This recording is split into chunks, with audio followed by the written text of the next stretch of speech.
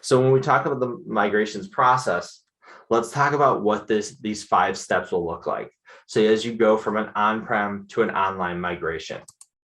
So in terms of this, there's 5 different steps here. The first step is discovery. And as the name suggests, with the discovery, you're going to take a look at your on-premise server, the one that you're currently using. And in this case, you're going to say, okay, great. We have, just for example purposes, we have 100,000 documents here.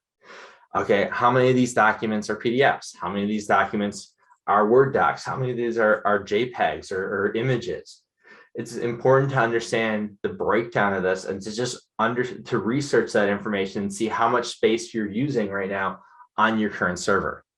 And once you do that, you can start to assess what your needs are. So again, maybe you have 100,000 documents, but maybe 10,000 of them haven't been opened in 3 years. Maybe you don't need that anymore.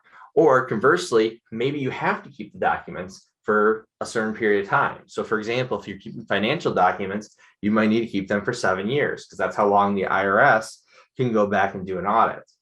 So by looking at this information, you have to assess what your specific needs are and what documents you need to migrate.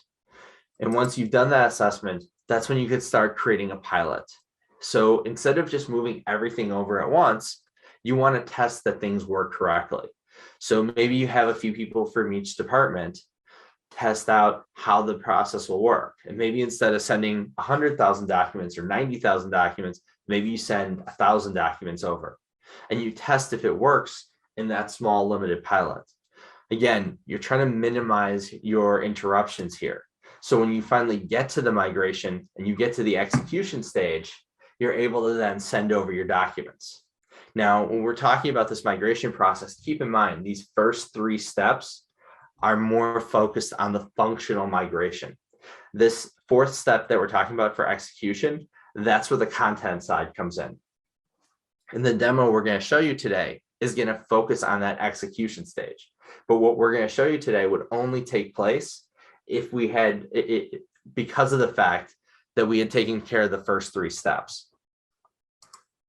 Again, and once you've done the execution stage, remember that's when you have to do the onboarding because people have to be trained on how to use your new SharePoint Online site correctly to make sure it fits in with your processes and your systems.